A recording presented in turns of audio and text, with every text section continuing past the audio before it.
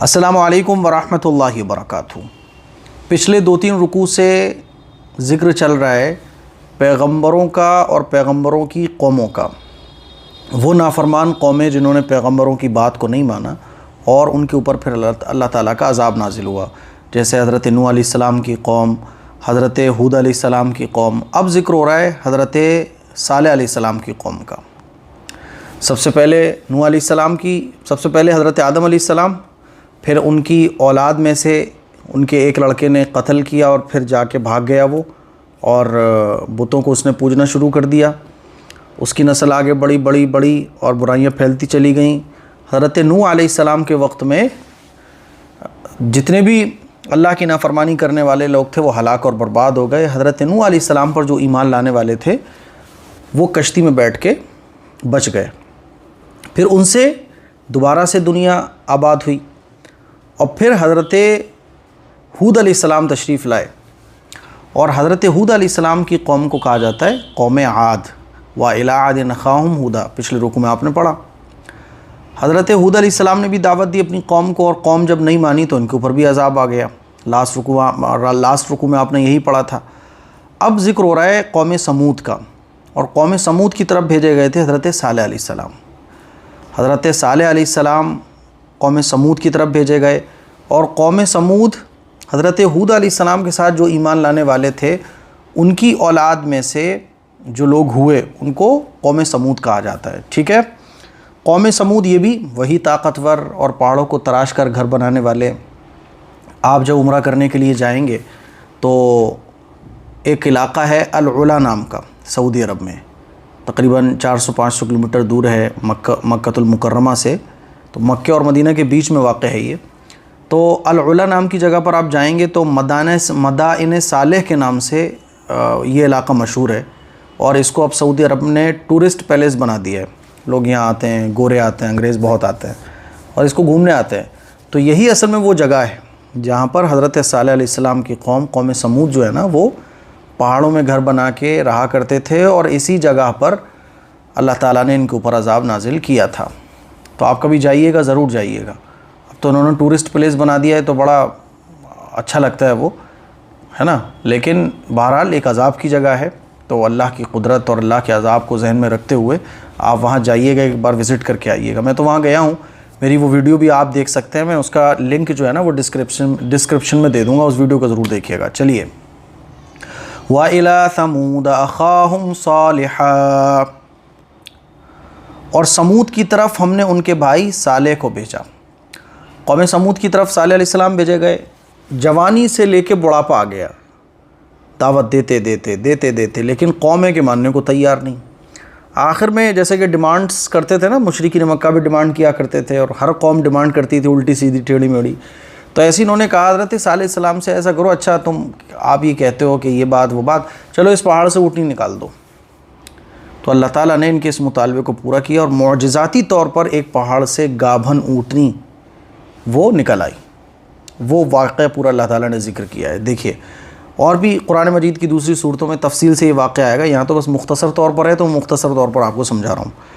وَإِلَىٰ، اور طرف سمود کی طرف، اور قوم سمود کی طرف، اخاہم، ان کے بھائی صالح علیہ السلام کو ہم نے بھیجا۔ دیکھیے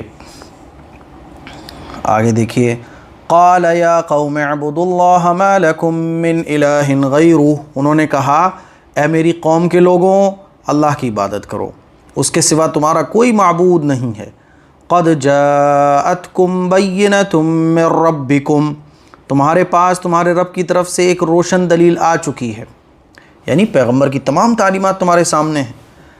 اور قوم حضرت ہود علیہ السلام کی جو قوم تھی، قوم عاد میں اور قوم سمود میں کوئی بہت زیادہ فرق نہیں تھا۔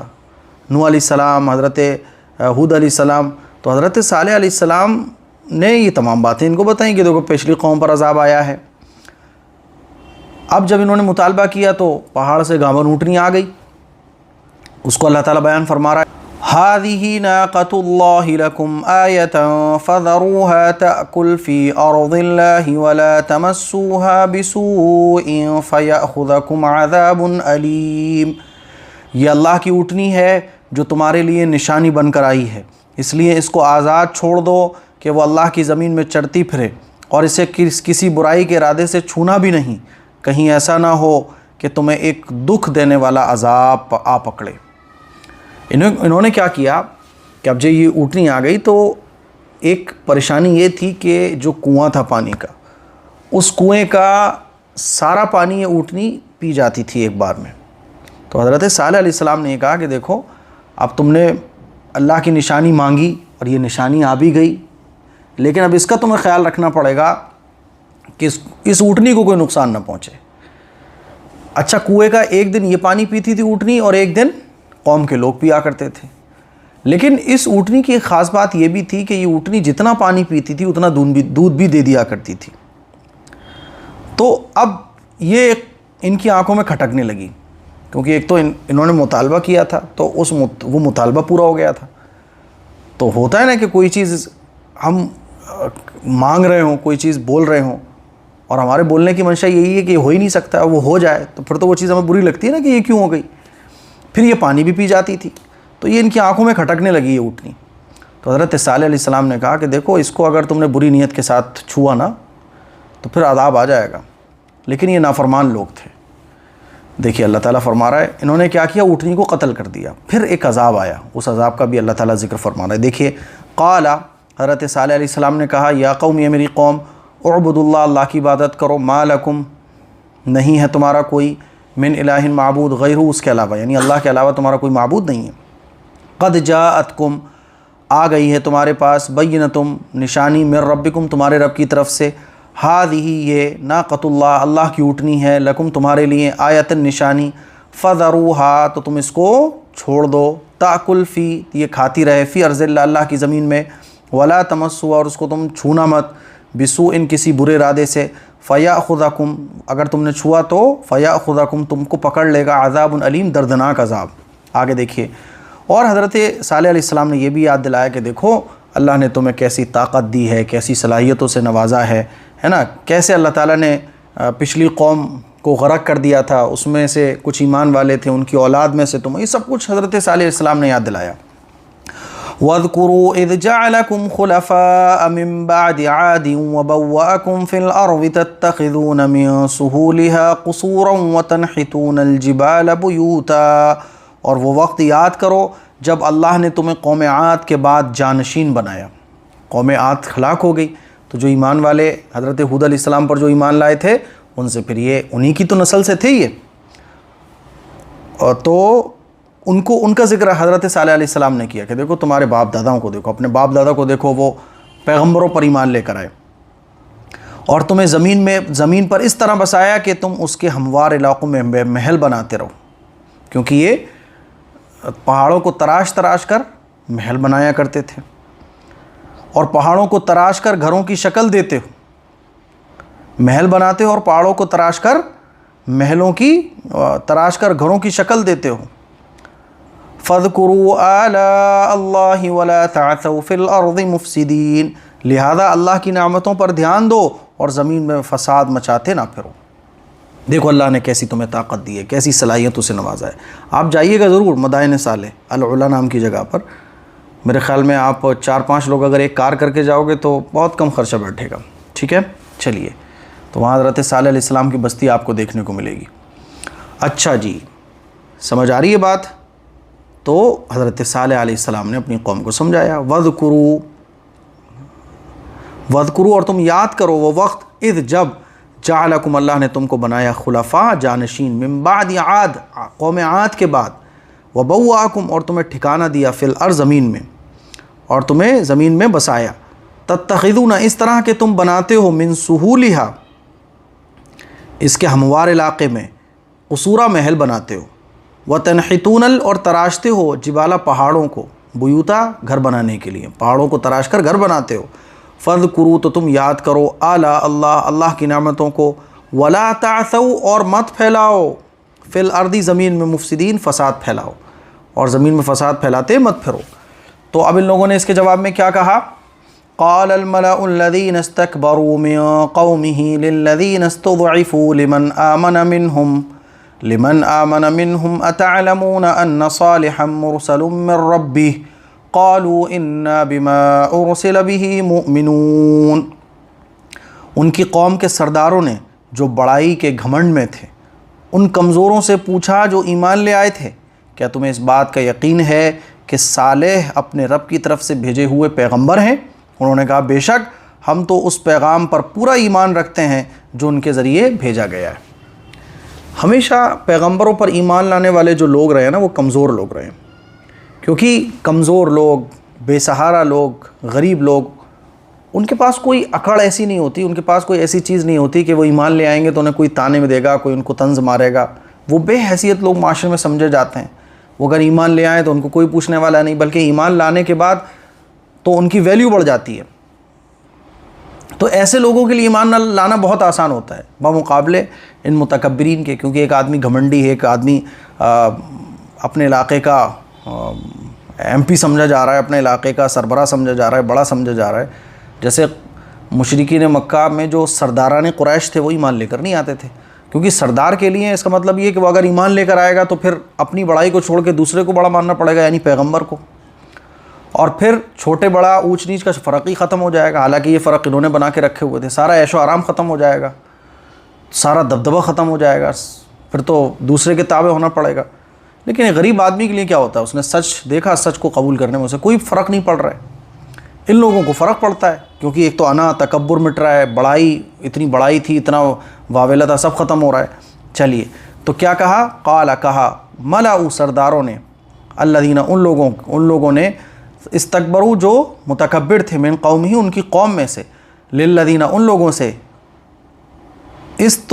للذین استضعفوا جو کمزور سمجھے جاتے تھے، لمن ان لوگوں میں سے، آمنہ جو ایمان لائے، منہم ان میں سے، یعنی ایمان والوں سے کہا متکبر اور نافرمان سرداروں نے۔ کیا کہا، اتعلمون کیا تم جانتے ہو، انا کہ بے شک صالحم حضرت صالح علیہ السلام، مرسل من ربی کہ جو کچھ ان پر بھیجا جا رہا ہے وہ ان کی طرف سے ہے، کیا تم یہ بات سمجھتے ہو؟ قالو تو ان لوگوں نے کہا، انا بے شک، بما اس چیز پر، ارسلا جو بھیجی جا رہی ہے، بھی ان پر یعنی حضرت صالح علیہ السلام پر، مؤمنون ہم ایمان لانے والے، بھئی ہم تو ایمان لے کر آ چکے ہیں، بات ختم۔ اب ان لوگوں نے کیا کہا، قال الذین استکبروا انا بالذی آمنتم بہ کافرون، وہ مغرور لوگ کہنے لگے جس پیغام پر تم ایمان لائے ہو اس کے تو ہم سب منکر ہیں، ارے تم ایمان لے کے آ گئے، ہم نہیں مانتے۔ ان لوگوں نے یہ کہا، قال کہا، الذین استکبروا مغرور لوگوں نے، انا بے شک، بالذی اس چیز پر، آمنتم بھی جس پر تم ایمان لائے ہو، کافرون ہم تو اس کا انکار کرنے والے ہیں۔ اور انہوں نے پھر کیا کیا، فعقروا الناقۃ وعتوا عن امر ربهم وقالوا یا صالح ائتنا بما تعدنا ان كنت من المرسلین، چنانچہ انہوں نے اونٹنی کو مار ڈالا اور اپنے پروردگار کے حکم سے سرکشی کی اور کہا، صالح اگر تم واقعی ایک پیغمبر ہو تو لے آؤ وہ عذاب جس کی ہمیں دھمکی دیتے ہو۔ اونٹنی کو مارنے سے منع کیا تھا، انہوں نے اونٹنی کو بھی مار دیا اور کہنے لگے، ارے تم لے کے آؤ وہ عذاب، جس عذاب کی تم بات کرتے ہو وہ عذاب لے کے تو آؤ، ہم بھی تو دیکھیں وہ عذاب کون سا ہے۔ یہ کہا انہوں نے، فعقرن تو انہوں نے قتل کر دیا، ناقۃ اونٹنی کو، وعتوا اور نافرمانی کی، عن امر ربہم اپنے رب کے حکم کی، وقالوا اور یہ لوگ کہنے لگے، یا صالح اے صالح، ائتنا لے کر تو آؤ تم، بما تعدنا اس عذاب کو جس کا تم ہم سے وعدہ کرتے ہو، ان کنتا اگر تم، من المرسلین اگر تم کون ہو، اگر تم پیغمبر ہو، اگر تم واقعی میں ایک پیغمبر ہو تو وہ عذاب لے کر آؤ۔ پھر کیا ہوا، پھر ان کے اوپر اللہ تعالیٰ کا عذاب آیا۔ اللہ تعالیٰ اسی کو بیان فرما رہا ہے، فَأَخَذَتْهُمُ الرَّجْفَةُ فَأَصْبَحُوا فِي دَارِهِمْ جَاثِمِينَ، نتیجہ یہ ہوا کہ انہیں زلزلے نے آ پکڑا اور وہ اپنے گھر میں اوندے منہ پڑے رہ گئے، ان کے اوپر پھر عذاب آ گیا، اللہ تعالیٰ نے ان کو عذاب میں مبتلا کر دیا۔ فَتَوَلَّى عَنْهُمْ وَقَالَ يَا قَوْمِ لَقَدْ أَبْلَغْتُكُمْ رِسَالَةَ رَبِّي وَنَصَحْتُ لَكُمْ وَلَكِنْ لَا تُحِبُّونَ النَّاصِحِينَ۔ اس موقع پر صالح علیہ السلام ان سے منہ موڑ کر چل دیے اور کہنے لگے، اے میری قوم، میں نے تمہیں اپنے رب کا پیغام پہنچایا اور تمہاری خیر خواہی کی، مگر افسوس کہ تم خیر خواہوں کو پسند ہی نہیں کرتے تھے۔ یہ کہہ کے حضرت صالح علیہ السلام اپنے ساتھیوں کو لے کے چلے گئے۔ اچھا، ان لوگوں نے پلان کیا کہ حضرت صالح علیہ السلام کو بھی قتل کر دیں گے، ٹھیک ہے، یہ انہوں نے پلان کیا، وہ میں آگے بتاؤں گا۔ دیکھیے فتولا عنہم، تو حضرت صالح علیہ السلام ان سے منہ مڑ کر چل دیے، وقال، اور کہا، یا قوم، یہ میری قوم، لقد ابلغتکم، میں نے تم تک پہنچایا، رسالۃ ربی، اپنے رب کے پیغام کو، ونصحت لکم، اور تم کو نصیحت کی، ولکن لا، لیکن تم لوگ، تحبون، پسند ہی نہیں کرتے ہو، ناصحین، خیر خواہ لوگوں کو، نصیحت کرنے والے لوگوں کو۔ اب کیا ہوا، یہاں حضرت صالح علیہ السلام کا واقعہ پورا ہو رہا ہے۔ اب کیا ہوا کہ حضرت صالح علیہ السلام نے جاتے جاتے یہ بھی کہا کہ دیکھو، اب زندگی کے صرف 3 دن باقی رہ گئے، تمہاری زندگی 3 دن میں ختم ہو جائے گی، 3 دن کے بعد وہ عذاب آئے گا اور تم سب ہلاک کر دیے جاؤ گے۔ بعض روایات میں یہ بھی آتا ہے کہ حضرت صالح علیہ السلام نے یہ بھی بتا دیا تھا کہ ان 3 دنوں میں سے ہر دن ان کے چہروں کا رنگ بدلے گا۔ پہلے دن رنگ چہرے کا پیلا ہو جائے گا، دوسرے دن سرخ ہو جائے گا، اور تیسرے دن جو ہے نا ان کا رنگ کالا ہو جائے گا۔ یہ حضرت صالح علیہ السلام نے بتا دیا۔ اس کے باوجود بھی اب جب پیغمبر اتنا بتا کے جائیں اور چہرے کا کلر بھی بدلنے لگے تو ہونا کیا چاہیے؟ ہونا تو یہ چاہیے تھا کہ ضد اور ہٹ درمی کو چھوڑا جائے، تو اور توبہ استغفار میں لگا جائے، اللہ سے توبہ کی جائے، استغفار کی جائے، پیغمبر کو تلاش کیا جائے، توبہ کی جائے، معافی مانگی جائے، اپنے گناہوں سے استغفار کیا جائے۔ لیکن ان سب کرنے کے بجائے انہوں نے کیا کیا؟ حضرت صالح علیہ السلام کو قتل کرنے کا منصوبہ بنایا، جس کا ذکر انشاءاللہ آگے صورت میں آئے گا۔ لیکن اللہ تعالیٰ نے راستے میں ہی اس پوری قوم کو ہلاک کر دیا۔ ہوا کیا کہ یہ لوگ قتل کرنے کے لیے جا رہے تھے پلاننگ کر کے، راستے میں ہی کیا ہوا؟ شدید زلزلہ آیا، زلزلہ آیا اور آسمان سے ایک بڑی خطرناک چیخ آئی، بہت خطرناک چیخ، جیسے آپ نے دیکھا نا بجلی کڑکتی ہے کیسا خطرناک آواز ہو رہی ہوتی ہے، تو ایسی خطرناک چیخ آئی جس کو سن کر جو ہے نا سب کے سب ہلاک ہو گئے۔ حضرت صالح علیہ السلام کا اور ان کی قوم کا جو تفصیلی جو واقعہ ہے وہ انشاءاللہ آگے صورت میں آئے گا بہت ساری۔ تو زلزلہ آیا اور زلزلہ آنے کے بعد چیخ آئی، جس کے بعد یہ سارے کے سارے ہلاک ہو گئے۔ یہ پورا واقعہ ہے حضرت صالح علیہ السلام کا اور قوم سمود کا۔ آگے اللہ تعالیٰ جو فرما رہا ہے وہ حضرت لوط علیہ السلام کے بارے میں ذکر فرما رہا ہے۔ وَلُوطًا إِذْ قَالَ لِقَوْمِهِ أَتَأْتُونَ الْفَاحِشَةَ مَا سَبَقَكُمْ بِهَا مِنْ أَحَدٍ مِّنَ الْعَالَمِينَ، اور ہم نے لوط علیہ السلام کو بھیجا جب انہوں نے اپنی قوم سے کہا، کیا تم اس بے حیائی کا ارتکاب کرتے ہو جو تم سے پہلے دنیا جہان کے کسی شخص نے نہیں کی؟ حضرت لوط علیہ السلام حضرت ابراہیم علیہ السلام کے بھتیجے تھے، جو اپنے مقدس چچا کی طرح عراق میں پیدا ہوئے تھے، حضرت لوط علیہ السلام بھی۔ اور جب انہوں نے وہاں سے ہجرت کی تو حضرت لوط علیہ السلام بھی ان کے ساتھ وطن سے نکل کر ان کے ساتھ آ گئے۔ بعد میں حضرت ابراہیم علیہ السلام فلسطین کے علاقے میں آباد ہوئے، اور حضرت لوط علیہ السلام کو اللہ تعالیٰ نے اردن کے کچھ شہر اور علاقوں کی طرف پیغمبر بنا کے بھیجا۔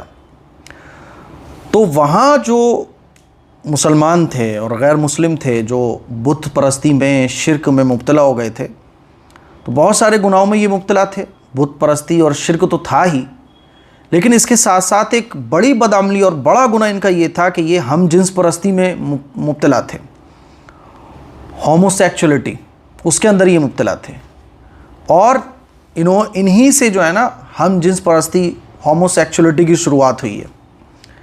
تو اس کا ذکر اللہ تعالیٰ نے اس میں کیا ہے۔ حضرت لوط علیہ السلام نے اللہ کے احکام پہنچائے اور اس سے منع کیا کہ کیسی تم لوگ حرکت کرتے ہو، تو یہ کہنے لگے، ارے تم بہت پاک صاف بن رہے ہو، تم بہت اپنے آپ کو شریف بن کے دکھا رہے ہو۔ تو اس طرح سے انہوں نے پیغمبر کو جھٹلایا، اور پھر ان کا بھی حال یہ ہوا کہ ان کے اوپر عذاب آیا۔ تو اسی واقعے کو اللہ تعالیٰ ذکر فرما رہا ہے، وَلُوطًا إِذْ قَالَ لِقَوْمِهِ أَتَأْتُونَ الْفَاحِشَةَ مَا سَبَقَكُمْ بِهَا مِنْ أَحَدٍ مِّنَ الْعَالَمِينَ، اور ہم نے لوط کو بھیجا جب انہوں نے اپنی قوم سے کہا، کیا تم اس بے حیائی کا ارتکاب کرتے ہو جو تم سے پہلے دنیا جہاں کے کسی شخص نے نہیں کی؟ ایسی برائی تم کرتے ہو، ہومو سیکچولیٹی، ہم جنس پرستی، یعنی عورت عورت کا، مرد مرد کا۔ یہ لوگ کیا کرتے تھے؟ مرد مرد سے اپنی خواہش پوری کرتے تھے، عورتوں سے نہیں کرتے تھے، مرد مرد سے کرتے تھے۔ تو انہوں نے کہا کہ حضرت لوط علیہ السلام نے، انکم لتأتون الرجال شہوة من دون النساء بل انتم قوم مسرفون، تم جنسی ہوس پوری کرنے کے لیے عورتوں کے بجائے مردوں کے پاس جاتے ہو، اور یہ کوئی اتفاقی واقعہ نہیں ہے کہ ایک آدھ کوئی کر رہا ہو، بل انتم قوم مسرفون، بلکہ تم ایسے لوگ ہو کہ شرافت کی تمام حدیں تم پھلانگ چکے ہو۔ دیکھیے ولوطن، اور لوط علیہ السلام کو، اذ جب انہوں نے کہا، لقومی یعنی حضرت اللہ تعالیٰ فرما رہے ہیں ہم نے لوط علیہ السلام کو بھیجا ان کی قوم کی طرف، اذ جب، قال انہوں نے کہا، لقومی اپنی قوم سے، اتاتون کیا تم ارتکاب کرتے ہو، فاحشۃ ایسی بے شرمی والے کام کا، ما سبقکم کہ نہیں کیا تم سے پہلے، بہا اس گناہ کا ارتکاب، من احدم کسی نے بھی، من العالمین دنیا میں کسی نے اس برائی کا ارتکاب نہیں کیا، انکم بے شک تم لوگ، لتأتون آتے ہو، رجالہ مردوں کے پاس، شہوت اپنی شہوت پوری کرنے کے لیے، من دون النساء عورتوں کو چھوڑ کر، بل انتم اور یہ ایسا کام ہے کہ تم سب کے سب قوم ایسی قوم مسرفون جو شرافت کی تمام حدوں کو پار کر چکے ہو۔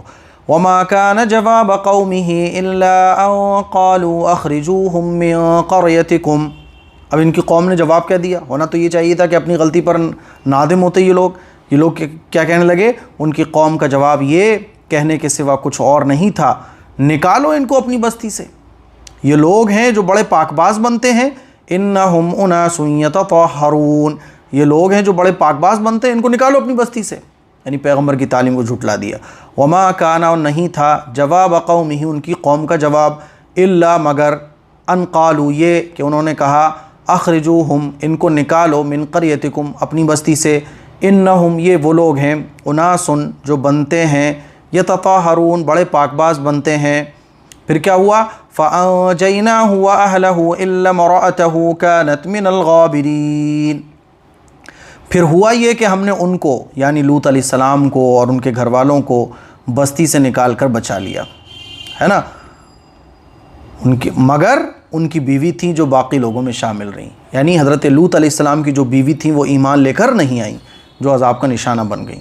تو پیغمبر کی تعلیم کو ایسا بھی ہوا ہے کہ حضرت آدم علیہ السلام کے بیٹے نے نہیں مانا، اور حضرت نوح علیہ السلام کی بیوی بیٹوں نے بھی نہیں مانا، تو ایسا ہوا ہے۔ تو اس کا مطلب اگر کوئی دیندار گھرانے میں کوئی نالائق قسم کا بچہ پیدا ہو جائے تو یہ کوئی عجیب بات نہیں ہے، بلکہ آدمی جب سچ کو قبول ہی نہیں کرنا چاہتا تو کیا کر سکتے ہیں۔ البتہ ان کی بیوی تھی جو باقی لوگوں میں شامل رہیں، یعنی جو عذاب کا نشانہ بنی۔ تو اللہ تعالیٰ فرما رہا ہے فَأَنجَيْنَاهُ، تو ہم نے ان کو نجات دی، وَأَهْلَهُ اور ان کے گھر والوں کو بچا لیا، إِلَّا امْرَأَتَهُ مگر ان کی بیوی، كانت وہ تھیں، من الغابرین جو باقی لوگوں میں شامل رہیں۔ وَأَمْطَرْنَا عَلَيْهِمْ مَطَرًا فَانظُرْ كَيْفَ كَانَ عَاقِبَةُ الْمُجْرِمِينَ، ہم نے ان پر پتھروں کی ایک بارش برسائی، اب دیکھو ان مجرموں کا انجام کیسا ہولناک ہوا۔ وَأَمْطَرْنَا اور ہم نے برسایا، علیہم ان پر پتھروں کو، یعنی پتھروں کی بارش ہوئی، کیونکہ ان کے اوپر جو عذاب آیا وہ کیسے آیا تھا کہ ان کے اوپر جب عذاب آیا تو ایسا آیا کہ ان کے اوپر پتھروں کی بارش ہوئی اور ان کی بستیوں کو الٹ دیا گیا۔ تو اللہ تعالیٰ فرما رہا ہے وَأَمْطَرْنَا اور ہم نے ان پر برسائے، علیہم ان پر، مطرن پتھروں کی بارش، فانظر تو آپ دیکھو، کیف کیسا رہا، کانا عاقبۃ المجرمین عاقبت انجام مجرموں کا، کہ مجرموں کا انجام کیسا خطرناک ہوا۔ تو یہ تمام قوموں کے واقعات کو اللہ تعالیٰ ذکر فرما کے دنیا کے تمام انسانوں کو یہ کہہ رہا ہے کہ دیکھو سرکشی سے باز آ جاؤ، گناہوں سے باز آ جاؤ اور پیغمبروں کی تعلیمات کو فالو کر لو، اور آخری پیغمبر جو تمہارے بیچ آ چکے ہیں حضرت محمد صلی اللہ علیہ وسلم، ان کی بات کو مان لو، قرآن مجید کو سمجھ لو تو تم بچ جاؤ گے۔ حضرت لوط علیہ السلام کا جو واقعہ ہے نا وہ انشاءاللہ اور آگے ڈیٹیل سے آئے گا تو میں آپ کو سمجھاؤں گا۔ تو یہ حضرت لوط علیہ السلام کا واقعہ تھا۔ اچھا، یہ جو لوط علیہ السلام کی قوم تھی تو یہ کوئی نسبی تعلق حضرت لوط علیہ السلام کا نہیں تھا، یعنی خونی کوئی رشتہ نہیں تھا، کیونکہ پہلے جو قومیں آئیں جیسے قوم سمود، قوم عاد، تو انہی میں سے کوئی پیغمبر آئے، لیکن حضرت لوط علیہ السلام تو حضرت ابراہیم علیہ السلام کے بھتیجے تھے، لیکن یہ اردن کے علاقے میں بھیجے گئے، تو چونکہ اللہ تعالیٰ نے ان کو بھیجا تھا اسی لیے اس قوم کو ان کی قوم کہا ہے، ٹھیک ہے۔ آپ دیکھیں گے جارڈن میں جو ڈیڈ سی ہے، کہا جاتا ہے کہ وہ بستیاں الٹ کے اس سمندر میں ڈال دی گئیں۔ حضرت لوط علیہ السلام تک یہ کچھ واقعات تھے، آگے جو ذکر ہے وہ حضرت شعیب علیہ السلام کا اور بھی پیغمبروں کا ذکر ہے، انشاءاللہ وہ بھی آئے گا۔ تو مجھے امید ہے آج کا رکوع آپ کو سمجھ آ گیا ہوگا، اس کلپ کو شیئر کریں۔ السلام علیکم ورحمۃ اللہ وبرکاتہ۔ طاقت کے لیے ہم لوگ طرح طرح کی چیزیں کھاتے ہیں، فوڈ سپلیمنٹ لیتے ہیں، کیپسول، دوائیں وغیرہ کھاتے ہیں۔ طاقت کے لیے ایک بڑی بہترین چیز ہے جس کو کہا جاتا ہے تلبینہ۔ آپ گوگل کر کے دیکھ سکتے ہیں کہ تلبینہ کے کیا کیا فائدے ہیں، لیکن پرابلم یہ ہے کہ مارکیٹ میں آپ تلبینہ لینے جاؤ گے تو وہ کوالٹی آپ کو نہیں ملے گی، ایسا لگے گا جیسے آٹے آٹا آپ کھا رہے ہو بس۔ کیونکہ میں پرسنلی تلبینہ کو پسند کرتا ہوں اور تلبینہ میں نے مارکیٹ سے کئی منگائے، آپ یقین مانیں کہ وہ مزہ ہی نہیں مجھے بالکل آیا جو آنا چاہیے تھا۔ تو پھر میں نے خود تلبینہ بنایا اور گھر پر تلبینہ بنوایا اور اس کو میں نے استعمال کیا۔ پھر خیال آیا کہ یار اپنے لوگوں کو یہ تلبینہ شیئر بھی کر دیا جائے، لوگوں نے اس کو پسند کیا تو پھر میں نے اس کو پوری ایک پیکیجنگ کی شکل دے دی۔ تو یہ وہ تلبینہ ہے جس کو اگر آپ ایک بار استعمال کر لیتے ہیں تو انشاءاللہ پھر آپ سارے تلبینے بھول جاؤ گے۔ اس میں ساری جو چیزیں ہیں نا وہ ایک نمبر کی ڈالی گئی ہیں، کوالٹی سے کوئی کمپرومائز نہیں کیا گیا۔ کاجو، بادام، کھجور، کشمش اور جو کا آٹا، اس سے یہ تلبینہ تیار کیا گیا ہے۔ ہر عمر کے لوگوں کے لیے فائدہ مند ہے، بچے، بوڑھے، جوان، اور آپ کسی بھی عمر میں ہیں یہ تلبینہ آپ کو بہت فائدہ دے گا۔ ناشتے میں بھی آپ کھا سکتے ہیں اور ذائقے کے لیے بھی کھیر کی طرح لگتا ہے، بلکہ کھیر سے کہیں زیادہ ٹیسٹی لگتا ہے۔ اور اس تلبینے کو کھانے کے بعد اگر آپ اس کو پابندی سے کھاتے ہیں تو باڈی کے اندر طاقت آتی ہے، دل کو یہ طاقت پہنچاتا ہے، جگر کو طاقت پہنچاتا ہے، مائنڈ کو تیز کرتا ہے، اور اٹھتے بیٹھتے جو چکر آتے ہیں نا، آنکھوں کے سامنے اندھیرا آ جاتا ہے، اس کو دور کرتا ہے۔ تو اس تلبینے کو آپ ایک بار ضرور آرڈر کیجئے، میں گارنٹی دیتا ہوں انشاءاللہ آپ کو یہ تلبینہ بہت پسند آئے گا۔ آرڈر آپ اس نمبر پر بھی کر سکتے ہیں یا آپ ویب سائٹ پر یہ جو لکھا ہوا نظر آ رہا ہے myhidayat.in، اس پر جا کر بھی آپ اپنا آرڈر بک کر سکتے ہیں۔ السلام علیکم ورحمۃ اللہ وبرکاتہ۔ السلام علیکم ورحمۃ اللہ وبرکاتہ۔ جی ہم نے ایم قاسمی صاحب کی سنڈے کمنٹ باکس میں ہم نے اس کا نام سنا تلبینہ، تو ہم نے سوچا کہ آرڈر کیا جائے، تو بہت ہی اچھا ٹیسٹ ہے اس کا۔ شکریہ بھائی جان۔ السلام علیکم ورحمۃ اللہ وبرکاتہ۔